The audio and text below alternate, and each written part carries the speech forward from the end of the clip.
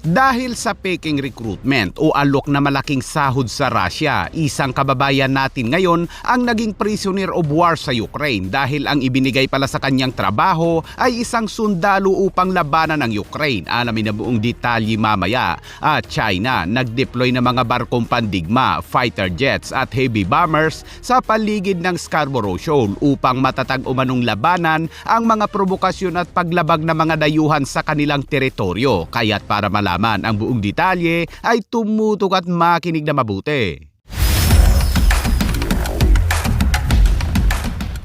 Ilang araw lang ang nakalipas mula nang iniulat na nasawi ang isang Pilipinong mandirigma na naglilingkod sa Russia. Abay isang Pilipinong mersenaryo na naman ang naglilingkod uli sa Russia ang nahuli sa Ukraine sa isang labanan. Sa isang video post ng Ukraine ay ipinakita nito ang isang Pilipino na si Raymond Santos Gumangan na mula umano sa Pangasinan sa Pilipinas. Si Gumangan na naiulat na isang mersenaryo ay nirekrut umano ng mga Russian para sa isang trabaho na may mataas na sweldo sa kanilang bansa. Sa video, sinabi ni Gumangan na siya ay nirecruit para sa isang papel sa logistic, ngunit itinalaga siya sa ibang trabaho pagdating sa Russia. At noong 2024 ay pumirma siya ng isang kontrata sa Ministry of Defense ng Russian Federation at naging isang shooter sa 51st Parachute Regiment.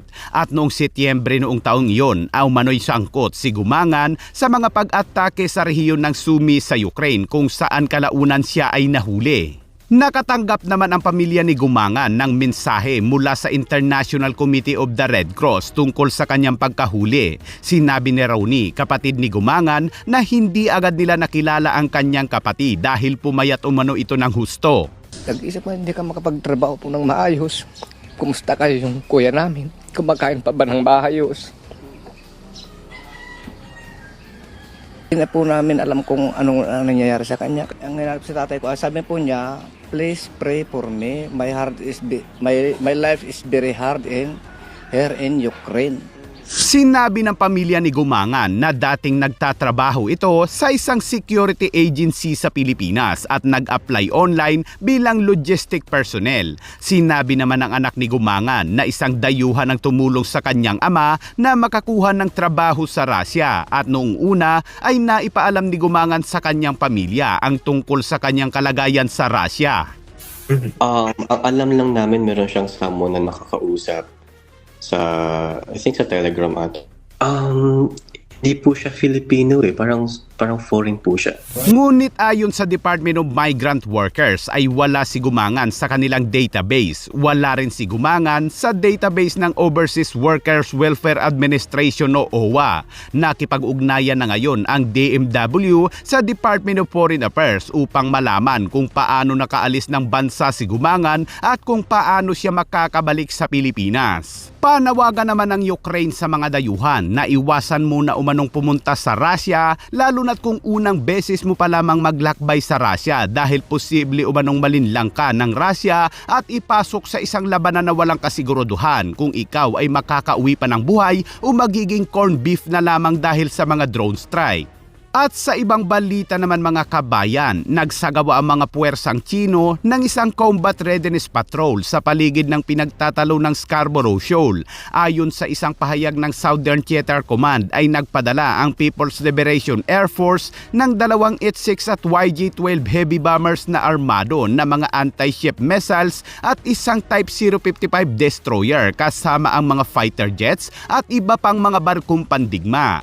Ayon sa China, patuloy na pinapalakas ng Southern Theater Command ang mga naval at air patrol sa katubigan at himpapawid sa paligid ng isla na matatag na nilalabanan ng mga provokasyon at paglabag ng mga dayuhang bansa sa kanilang teritoryo. Idinagdag ng China na ang pagtatalaga ng Pilipinas sa mga bahagi ng Scarborough Shoal bilang isang military exercise zone ay lumalabag umano sa soberanya ng China. Ito ay dahil inaangkin ng China ang halos lahat na South China Sea kabilang ang West Philippine Sea batay sa isang mapa nila noon na 9-dash line ngunit ngayon ay naging 10-dash line. Isang arbitral tribunal na sinusuportahan ng United Nations ang Pilipinas na nagpasya noong 2016 na iligal ang pang-aangkin ng China, isang desisyon na tinatanggihan ng China. Kaya naman kahapon, abay nagsagutan na naman sina Senator Pangilinan at Marcoleta upol sa kawalan umano ng eksaktong coordinate sa pinaglalaban ng Pilipinas. Sa gitna yan ng isang interpolation na layong kondinahin ang mga pahayag ng China. Hindi maaari nating hayaan na lamang na aangkinin at ng ibang bansa, lalo na ang China.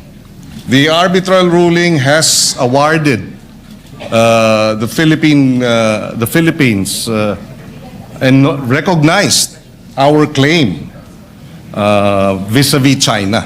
It has rejected China's 9-line, 10-line, 9-line claim and has upheld the Philippines' position that what China is doing within the exclusive economic zone of the Philippines is illegal. The question, Mr. President, is very significant because we would like to specifically determine the extent of our West Philippine Sea. Because if we are unable to do that, baka mahirapan po tayong ipagtanggol hanggang saan ang sa atin. So can we at least have an answer? Mr. President, hindi na natin kailangang ipagtanggol ang nasa atin. Napagpasahan na ng International Arbitral Tribunal. There is nothing to defend. It has been resolved in our favor. What we have to now defend and uphold is the ruling.